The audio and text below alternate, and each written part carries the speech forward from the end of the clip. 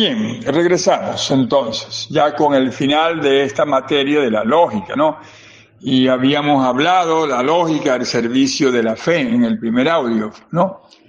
Y nosotros, en este tercer punto, podemos hablar de la lógica al servicio de la teología. O sea, ¿cómo la voy a aplicar? La voy a aplicar con la hermenéutica apologética, que es el método que hemos venido nosotros utilizando en la enseñanza de la teología, ¿no? Que es la hermenéutica apologética. Entonces, mis queridos hermanos, la lógica no solo nos ayuda a ordenar el pensamiento, porque ella, la lógica, es una sierva fiel de la teología, ¿no?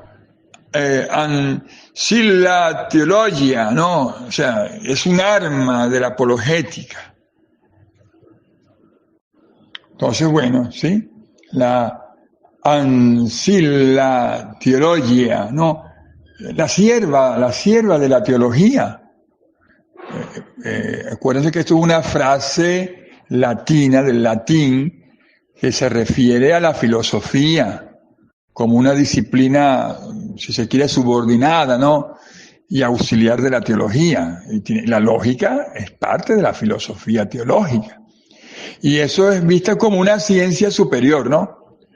Yo pienso que esta expresión, sierva de la teología, ¿no? Ancilla theologia, ¿no?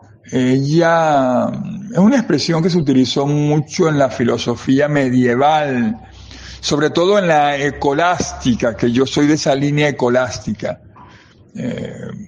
Vamos a hablar claro, yo soy de esa línea escolástica. Y esta frase escolástica nos describe la idea de que la razón, representada por la filosofía, debe servir a la fe. O sea, representada por la teología, la fe, ¿no? Para comprender mejor las verdades reveladas. Entonces, bueno, yo podría hablar de la función hermenéutica, o sea, la interpretativa, porque la hermenéutica es la ciencia, es la forma, es la metodología para interpretar todos los textos, incluyendo la Biblia.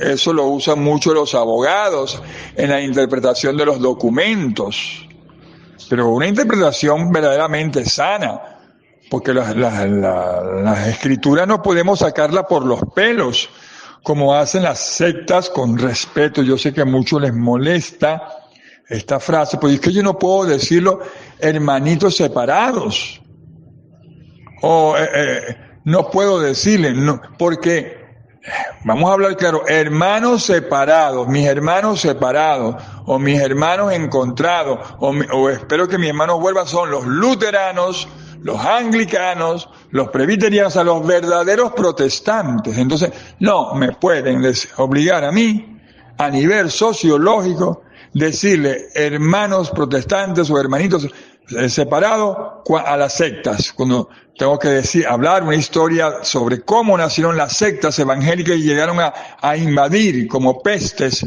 a América Latina. Les duelen lo que les duele, pero la verdad duele. Pero bueno, no estoy hablando de ese caso, pero la hermenéutica es la ciencia interpretativa.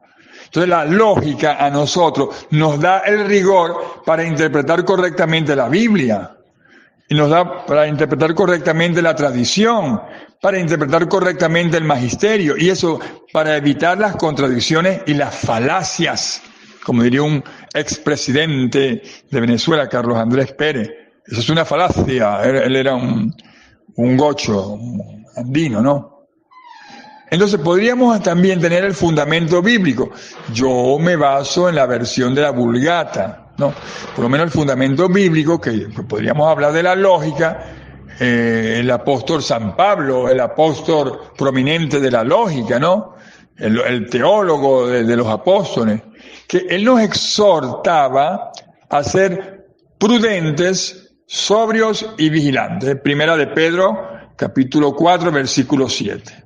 Entonces, la lógica es parte de esa sobriedad intelectual. Entonces no me vengan a decir que los intelectuales no hacemos falta, que la fe solamente. No, el mismo Pedro, entonces, Pedro era un intelectual. Era un intelectual.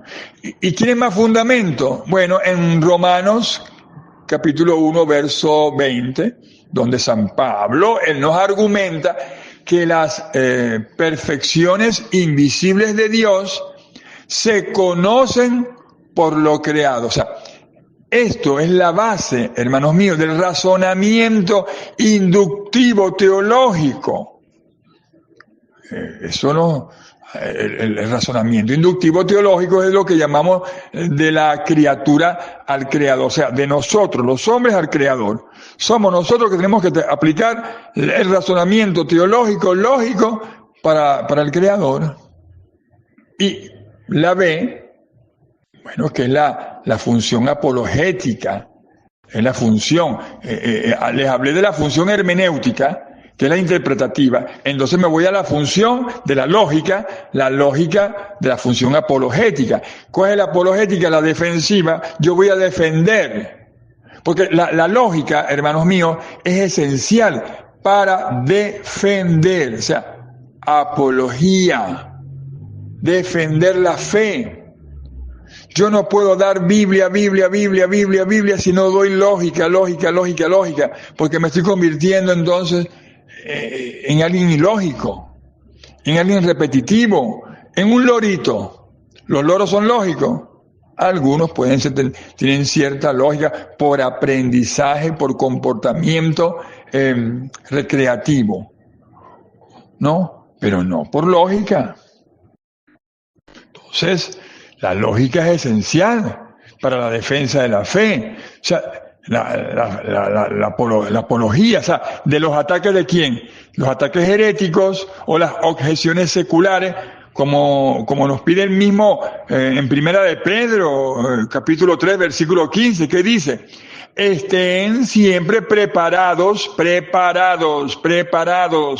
para responder a quien les pida razón de su esperanza, de su fe. Primera de Pedro, capítulo 3, versículo 15. Porque nos ayuda esto, la apologética, al combate, la lógica apologética, al combate contra las herejías. Por lo menos, la lógica aristotélica, que creo que han leído algo ya, a estas alturas de la materia. Eso después cuando hacemos los exámenes, ay, no, es que no estudié, Fray, no lo leí, no lo comprendí. Mire, esto va a durar toda la vida. Y yo aquí, sin que me quede nada por dentro, y aunque vengan las críticas de los seguidores, hay unos seguidores, hay una nueva herejía dentro de la Iglesia Católica, los Oscar, y no son los Oscar del premio artístico, los Oscar.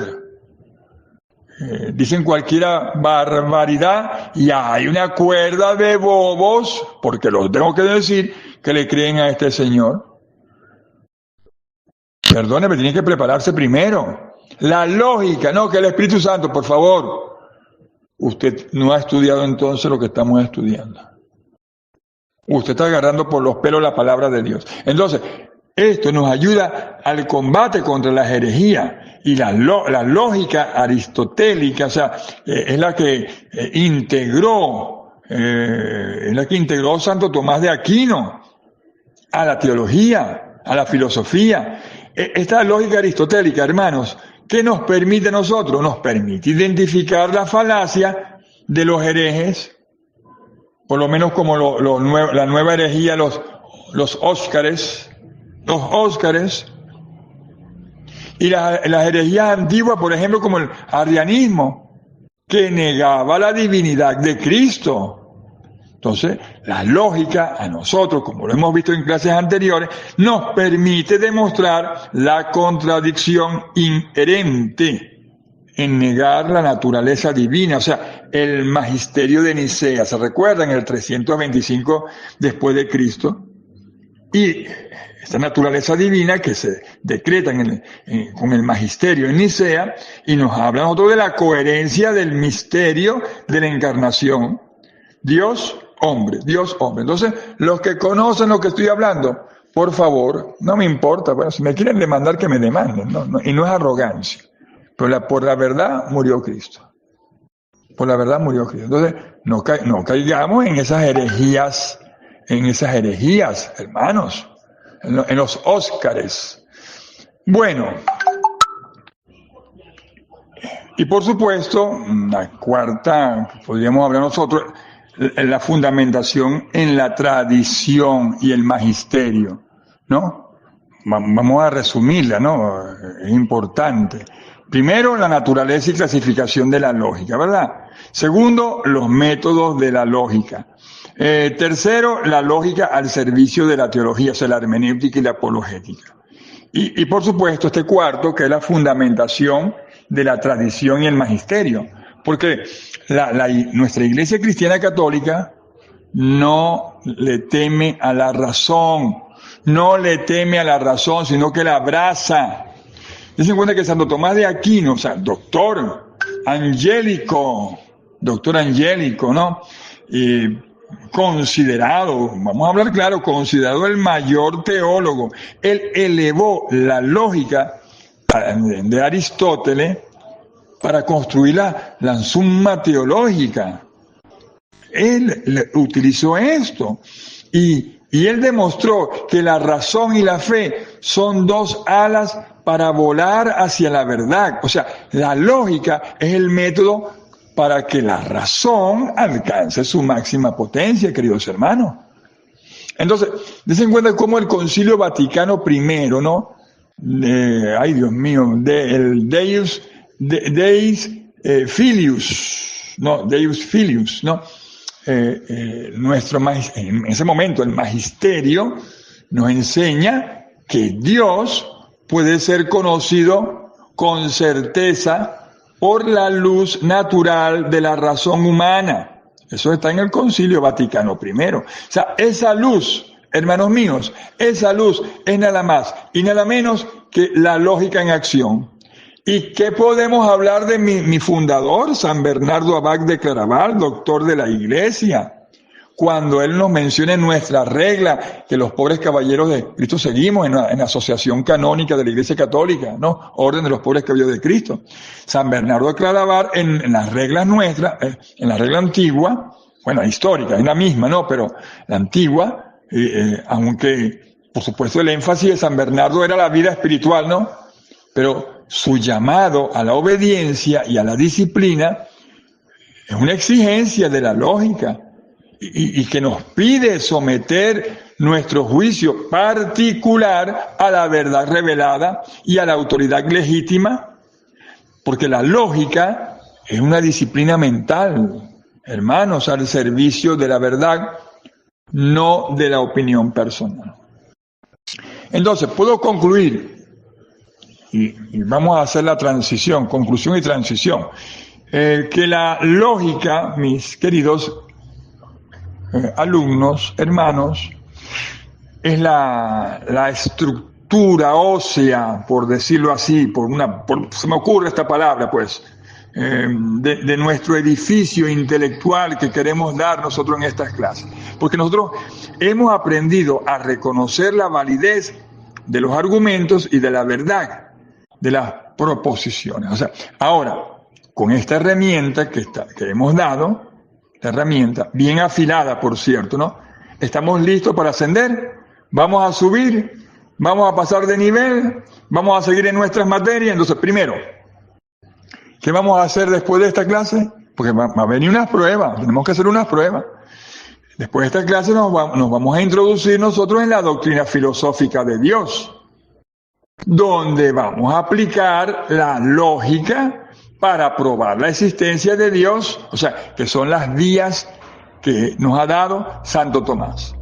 Y vamos a analizar sus atributos. Segundo, y luego vamos a explorar la metafísica, ¿no? Otra materia bellísima que a mí me encanta, que es la ciencia del ser en cuanto ser, ¿no? La ciencia del ser en cuanto al ser.